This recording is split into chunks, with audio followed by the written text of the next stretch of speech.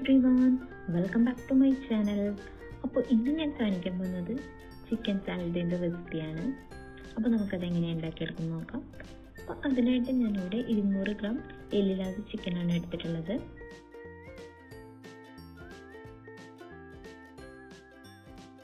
പിന്നെ capsicum, lettuce, carrot, cucumber,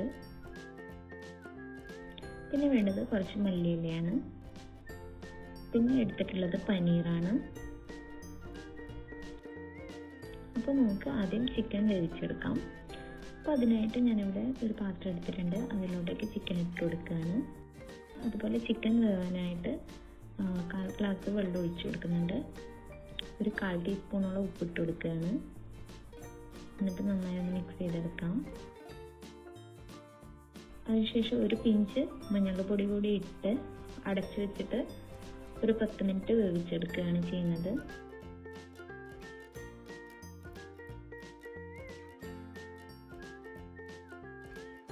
അപ്പോൾ ചിക്കനൊക്കെ ഏകദേശം വെന്തിട്ടുണ്ട്.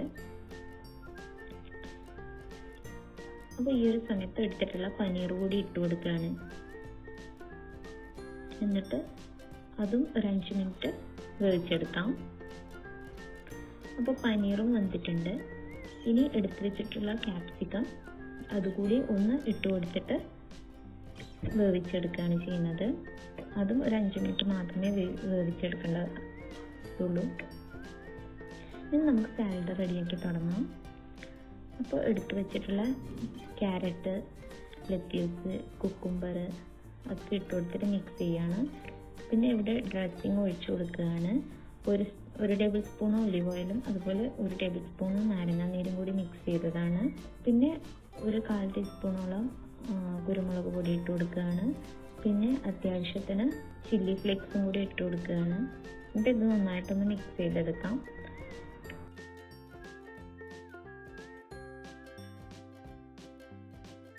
അതിനുശേഷം നേരത്തെ വേവിച്ചിട്ടുള്ള മിക്സ് ഇതിലോട്ടേക്ക് ഇട്ട് കൊടുക്കുകയാണ്. ഇനി നന്നായിട്ടൊന്ന് മിക്സ് ചെയ്തെടുക്കാം.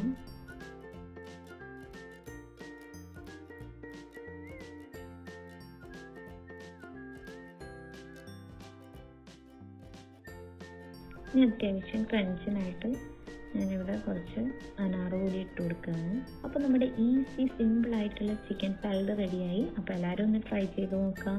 എന്നിട്ട് ഫീഡ്ബാക്കൊക്കെ അറിയിക്കാം. അപ്പോൾ ഇതുവരേക്കും എൻ്റെ ചാനൽ സബ്സ്ക്രൈബ് ചെയ്യാത്തവരാണെങ്കിൽ സബ്സ്ക്രൈബ് ചെയ്യുക. അതുപോലെ കൂടുതലുള്ള ബെല്ലൈക്കണും ഒന്ന് പ്രസ് ചെയ്യുക. അപ്പോൾ ഞാൻ വീഡിയോസ് അപ്ലോഡ് ചെയ്യുന്ന സമയത്ത് നോട്ടിഫിക്കേഷൻ കിട്ടുന്നതായിരിക്കും. അപ്പോൾ വീഡിയോ ഇഷ്ടമായാൽ ലൈക്ക് ചെയ്യുക, ഷെയർ ചെയ്യുക, കമൻറ്റ് ചെയ്യുക, പ്രീവിയസ് വീഡിയോസൊക്കെ കാണുക. അപ്പോൾ ഇനി നല്ലൊരു റെസിപ്പിയായിട്ട് കാണുന്നത് വരേക്കും ബൈ.